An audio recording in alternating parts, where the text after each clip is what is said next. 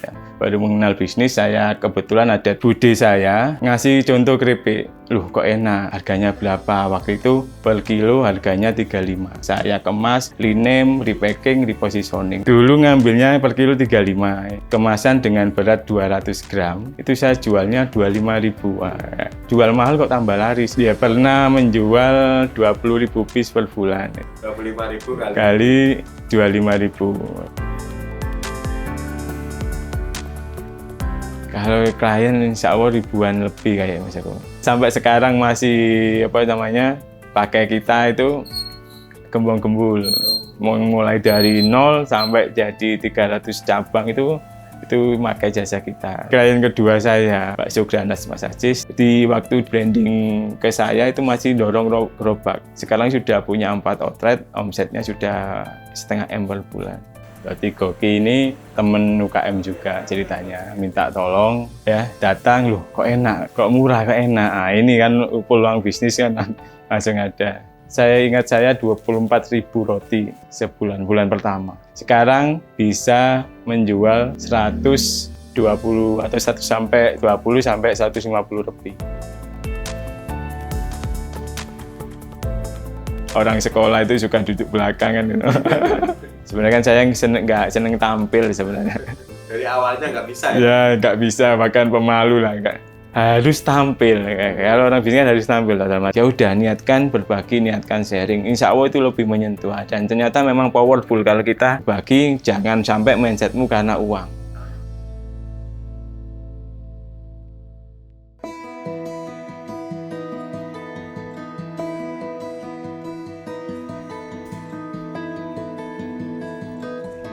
Assalamualaikum warahmatullahi wabarakatuh. Nama saya Hendrik Bayu Atmiko, owner dari Markas Desain dan Roti Goki.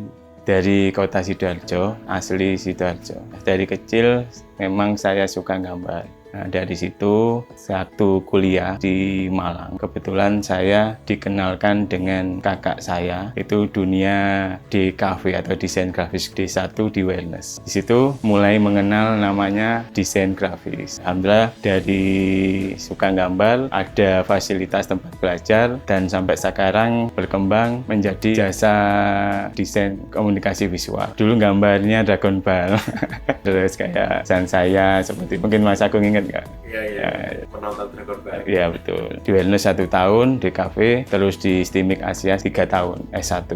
Setelah kuliah itu kerja dulu Mas Agung, kerja dulu buat komik waktu itu. Jadi semester pertengahan, habis itu dapat klien pertama itu tahun 2010.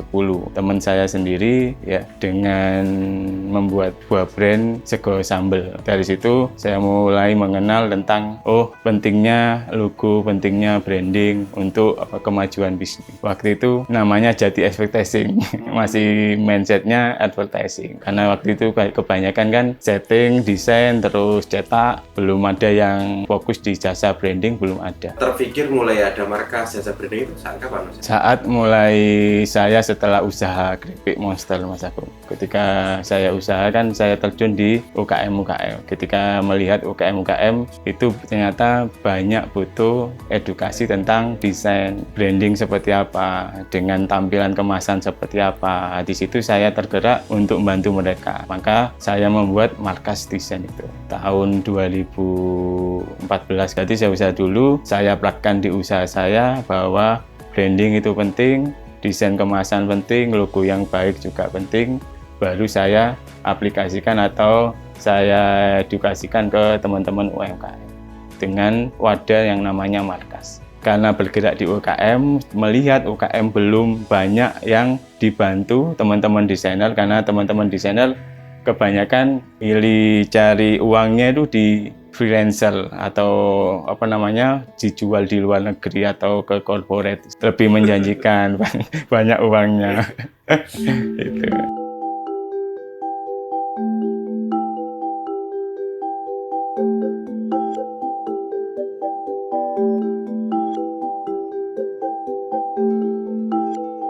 Usaha keripik ini kebetulan waktu itu saya juga baru mengenal bisnis ya. Saya kebetulan ada Pak Bude saya itu ngasih contoh keripik. loh kok enak, harganya berapa? Waktu itu per kilo harganya 35. Nah, karena saya sudah belajar sedikit tentang branding, saya kemas, rename, repacking, repositioning. Saya kasih nama menarik, kasih kemasan bagus ya, dengan target market yang berbeda, sehingga bisa menjual dengan harga mahal. Dan ternyata laris ya, tak jual mahal kok tambah laris ya. Itu Mas Agung. Dulu ngambilnya per kilo 35, terus saya kemasi harga kemasan dengan berat 200 gram, itu saya jualnya 25.000. Tapi justru laris. Justru laris, kenapa? Karena memang jarang waktu itu, tahun 2012 ya, jarang orang jualan dikemas bagus. Dan waktu itu promosinya lewat Facebook, keripik Monster, khusus sama Jayati Perayaman. Dia pernah menjual 20.000 piece per bulan. Ya dikalikan aja. 25.000 kali 25.000. Tapi kalau untuk reseller atau agen 20.000 sampai 15.000. Berarti kali 15.000. Bisa keripik sampai tahun 2023. Untuk teman-teman yang bisnis snack ya. Bisnis snack yang dulu dikemas dijual harga mahal, harusnya ke depan analisa lagi market, analisa lagi model bisnis biar teman-teman tahu, biar nanti nggak kita beralih itu nggak terlambat seperti itu. Nah, saya termasuk terlambat Mas Agung. Waktunya dulu sudah zamannya marketplace, kan harusnya kita bagaimana model bisnis yang bagus untuk zamannya marketplace. Nah, waktu saya nggak pakai kiloan, masih idealis kemasan dengan harga mahal, ternyata nggak bisa. Akhirnya saya tutup. Ya ganti usaha roti. Mulai kerasa sepi tahun berapa Mas? 2018 ke atas mulai ada marketplace itu. Orang sudah mulai paham branding, juga tahu mudah untuk cari yang kiloannya, itu mulai menurun. Nah di saat itu menurun, markas naik gitu ya? Ya betul, markas juga sudah naik, alhamdulillah. Layanan markas yang pertama konsultasi, Mas. Jadi konsultasi di sini konsultasi gratis. Ya, saya malah senang ketika mereka datang ke sini, ketemu, ngobrol masalahnya apa. Kebanyakan dari ngobrol ini saya paham, oh ternyata mindsetnya masih belum, ternyata belum tahu model bisnis, ternyata belum tahu positioning, ternyata produknya belum layak. Jadi saya nggak langsung butuh desain apa, nggak seperti itu. Tapi kita konsultasi dulu, ngobrol dulu, dan itu gratis. Bahkan saya bisa mengarahkan teman-teman, oh Bu, harusnya gini loh, diperbaiki dulu kemasannya, diperbaiki dulu manajemennya, kita arahkan itu. Kan kebanyakan, oh ya yang penting closing, kita nggak ngurus bisnis teman-teman. Nah, kita fokusnya itu konsultasi dulu, kita arahkan, nanti urusan closing atau jadi desain atau enggak, nggak masalah. Ya kalau saya perkiraan itu 40% itu sosial, Mas Agung, kita bantu. Markas alhamdulillah bisa untuk bertahan dan bahkan berkembang. Nah, saya percaya ketika kita berdampak memudahkan orang, insya Allah nanti Allah mencukupi lebih dari, nggak mungkin bukan dari markas, tapi dari bisnis yang lain atau dimudahkan dengan urusan yang lain seperti itu. Dan ketika kita melihat teman yang kita arahkan itu sukses, itu kita ada seneng yang luar biasa yang tak ternilai seperti itu.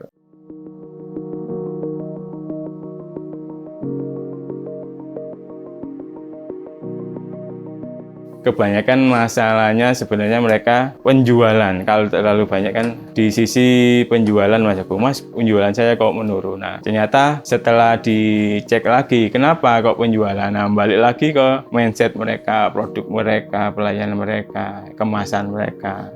Sebelum ngomong penjualan marketing kan diperbaiki dulu fondasinya. Ya, dari orangnya, dari produknya, dari harganya, positioningnya. Udah bener nggak? Sesuai target market nggak?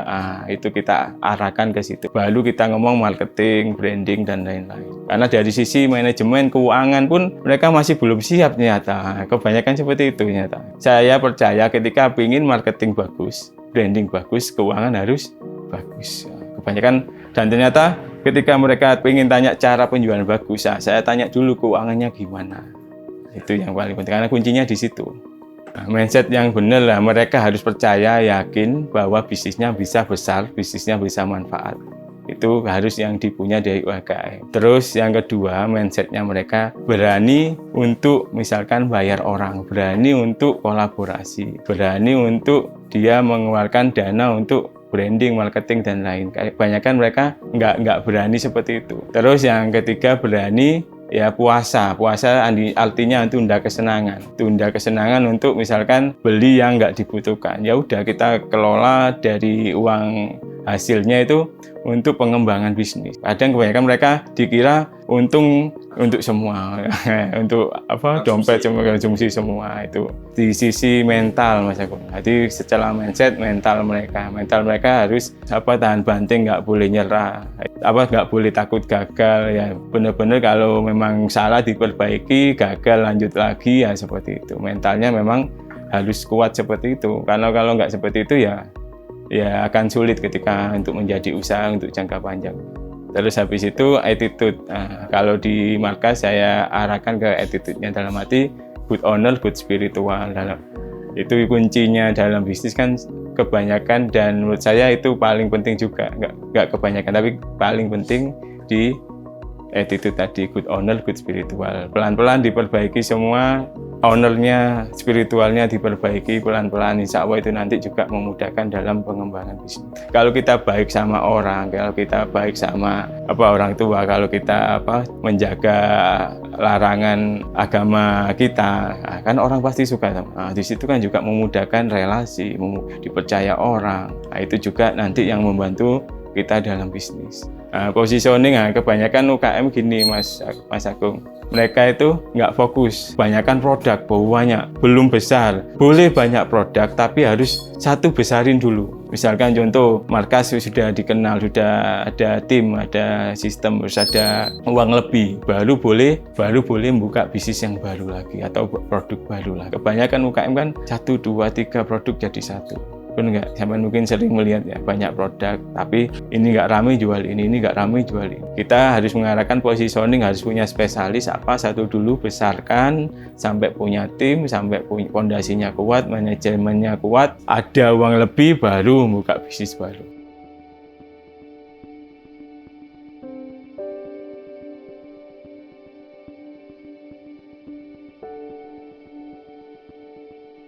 Kalau klien kedua saya, Mas Aziz Bakso Granat, itu dari Palembang, kenalnya lewat Facebook, sekarang jadi saudara. Mungkin bisa dilihat IG-nya Bakso Granat Mas Aziz. Dulu waktu di branding ke saya itu masih dorong gerobak. Sekarang sudah punya 4 outlet, omsetnya sudah 0,5 M per bulan.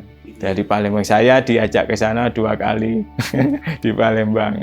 Seperti itu, jadi saudara. Itu yang mungkin juga salah satu kebanggaan prestis ya, atau legasi saya untuk senang di dunia branding atau UKM ini. Waktu itu identitas logonya Mas, waktu itu kan belum punya logonya Bakso Granat ya.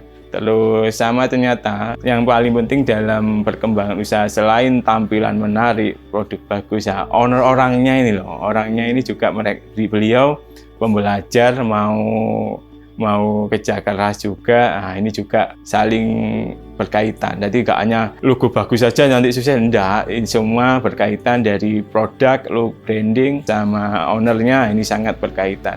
Logo aja sama identity warna, menentukan warna di brand beliau. Identity warna itu juga penting ya? Sangat penting ya, biar nanti gampang diingat dan konsisten Mas. Dan konsisten maksudnya biar orang itu ketika buka di Surabaya, buka di Tulungagung, orang paham dan langsung ingat. Kalau cara pemilihan identity warna gimana? Kalau cara pemilihan, kalau di markas ya Mas, kalau di markas sih saya buatnya simpel. Jadi kayak cari bedanya sama kompetitor itu dulu. Jadi karena apa? Kalau dulu kan rumusnya DNA produk ya, cari DNA produk, ini sekarang enggak, cara bedanya dulu sama kompetitor. Karena kebanyakan lu sudah bisnis bagus-bagus semua kan gitu. Karena DNA-nya sudah dipakai. Ya, contoh DNA air biru sudah dipakai. Pedes merah sudah dipakai, merah ya kan. Nah, saya mikirnya itu cari yang beda dulu. Contoh yang roti ya Mas. Cari yang beda. Warna biru sama pink kan belum ada, itu tidak pakai. Cari yang beda. Yang kedua, sesuaikan dengan target marketnya. Baru yang terakhir, sesuai dengan DNA produk. Gampangnya contoh kalau jualan roti, DNA-nya roti apa warnanya? kuning, coklat, kan gitu seperti itu. Karena DNA produk sudah banyak dipakai orang, saya lebih milih bedakan sama kompetitor. Ternyata yang paling penting setelah kita ketemu logo, ketemu warna, ya, yang paling penting itu adalah penyampaiannya, aktivasinya, Mas Agung. Ketika kita aktivasinya ke market, edukasinya ke market sudah bagus tersampaikan, nah itu yang paling penting.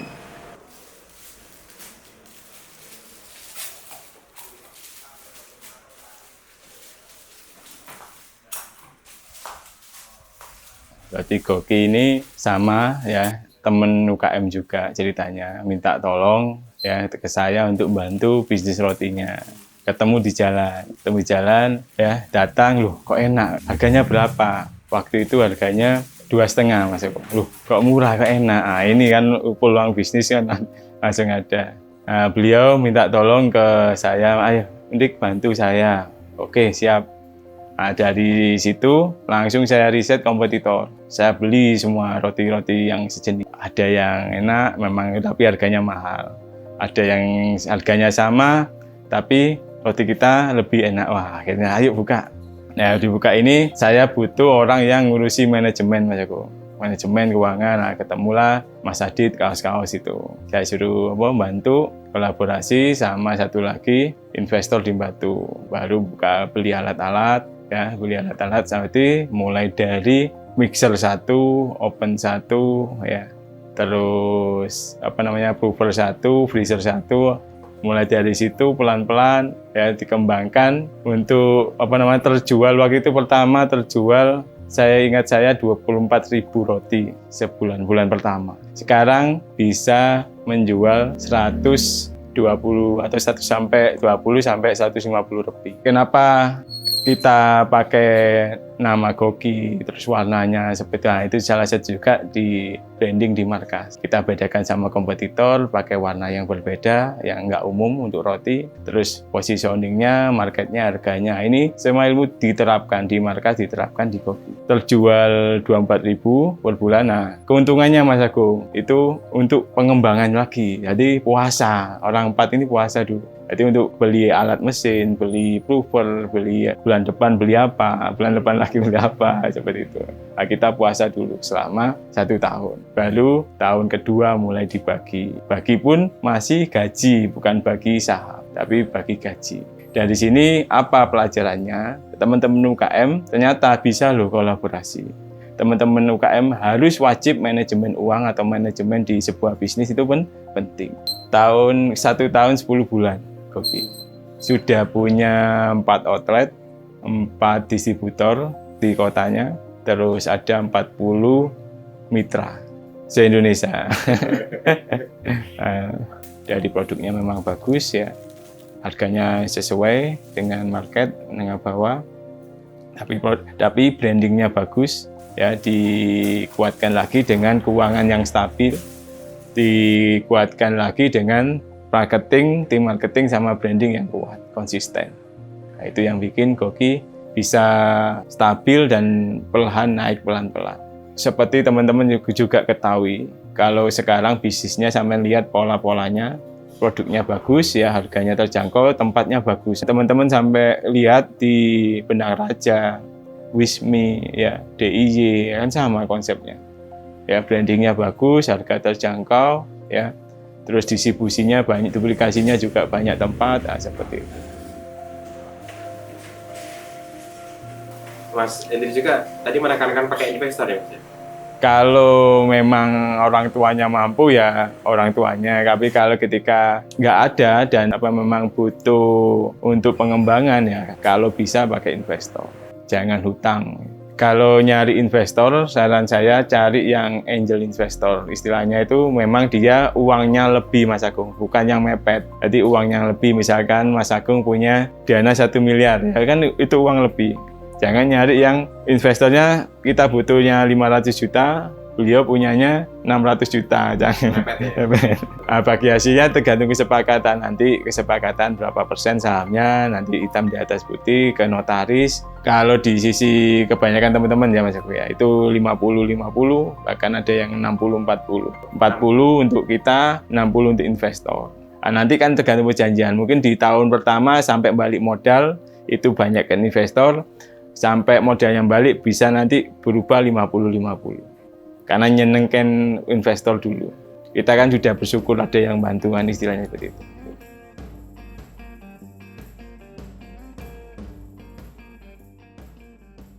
Ketika kita niatnya membantu orang, ya kan, kita niat membantu orang dan memudahkan orang, nah, mereka juga pasti ya ada rasa aku pernah dibantu, aku pernah dimudahkan sehingga jadi saudara. Sama kayak satu lagi yang ownernya Geprek John, sampai sekarang sudah masih baik, ada apa-apa cerita, saling sharing, ya, juga saling ngasih hadiah kan.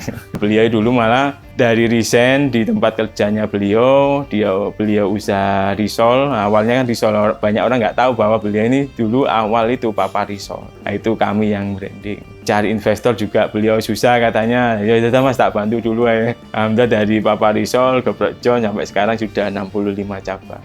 Nah, yang mungkin yang loyal maksudnya, yang loyal lah, ya ada yang loyal itu maksudnya yang sampai sekarang masih pakai kita itu gembong-gembul, mulai dari 0 sampai jadi 300 cabang itu pakai jasa kita, dari brand identity sampai kontennya pakai kita. Mulai tahu ceritanya 0 sampai beliau sukses itu tahu maksudnya progresnya itu loh. Makanya ketika saya melihat teman-teman sebenarnya bisa semua asal mau kerja keras, mau komitmen, mau belajar.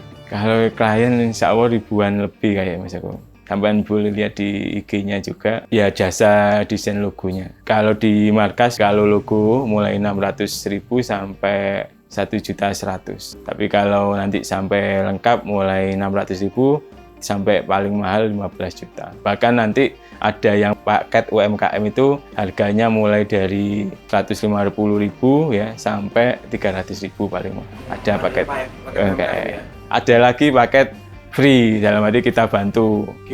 Nah, syaratnya 2 kita bantu. Memang orangnya layak dibantu. Yang kedua, produknya potensial, orangnya layak dibantu, dan orangnya sungguh-sungguh. Nah, gitu kita gratiskan. Nah, potensial ini winning product, Mas. Jadi winning produknya memang layak. Kalau istilah kami ngangenin ya, berarti enak itu orang nanti, pengen beli lagi. Terus sama ini HPP-nya terjangkau, bisa dijual distribusi atau sistem reseller lah, seperti itu.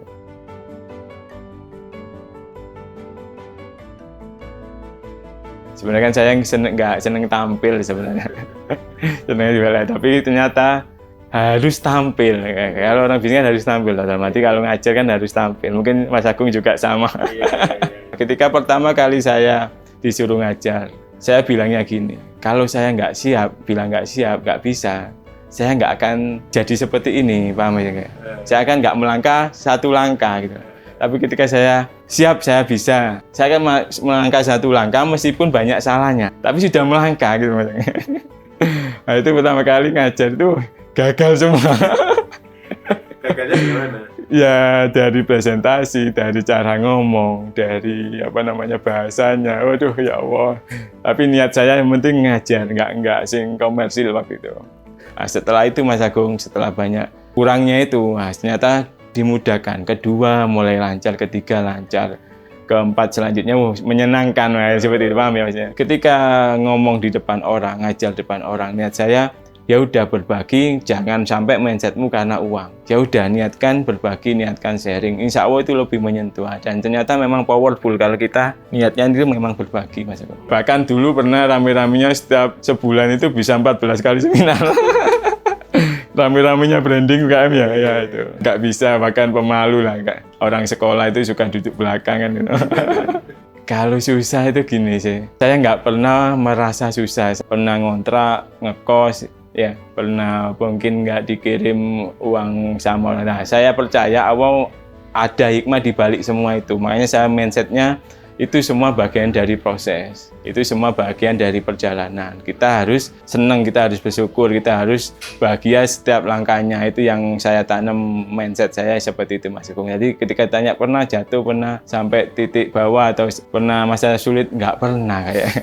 Nah, karena saya mindsetnya proses aja gitu loh. Pasti nanti berakhir ya. Di awal-awal usaha ya, di awal-awal usaha mungkin banyak yang meremehkan, banyak yang S1 kok jualan keripik kan gitu Mas Eko. S1 kok nggak kerja, itu awal-awal yang mungkin, tapi tetap saya bilang ke diri saya, mereka nggak tahu, mereka belum paham, seperti itu. Yang penting saya punya tujuan, saya punya impian, itu yang saya jalankan. Awal-awal usaha diremehkan, itu normal itu loh, paham ya? Jadi jangan nyerah, jangan sampai teman-teman gara-gara omongan tetangga, omongan orang lain, teman-teman nyerah di situ, sayang sekali. Ke depan fokusnya di markas, saya pinginnya itu Mas Agung punya sekolah desain, bantu teman-teman yang mungkin kurang mampu untuk bisa belajar desain atau digital marketing, dan itu cita-cita saya. Terus yang untuk bisnisnya ke depan saya fokus memperbaiki roti Goki sama teman-teman. Ya di markas juga itu Mas Agung buka kesempatan untuk anak magang. Kenapa? Karena saya pinginnya markas juga wadah mereka untuk belajar. Jadi saya juga nyarinya anak yang memang sudah punya tes desain sama attitude-nya bagus. Sehingga keluar di sini mereka jadi, bahkan mereka bisa buka usaha sendiri. Itu yang saya inginkan. Kalau dulu kan semua kayak tampung, bahkan sampai pindah tempat kan nggak cukup, ternyata kurang efektif. Efektifnya itu ketika kita benar-benar seleksi, ya, kita kurasi, cari yang benar-benar punya tes atau potensial, sama nanti anaknya attitude-nya bagus, kita ajarkan sehingga mereka nanti punya basic ilmu yang bagus dan mereka keluar bisa buka usaha sendiri atau kerja ikut orang. Untuk teman-teman pelaku usaha, ya, yang pertama niatkan bisnis yang baik karena Allah manfaat buat orang banyak, ya. Niatkan itu, saya yakin dengan niat baik, ya, jalan apapun dimudahkan. Terus yang kedua, jangan menyerah, fokus di pengembangan bisnis, fokus di perbaikan di manajemen, ya.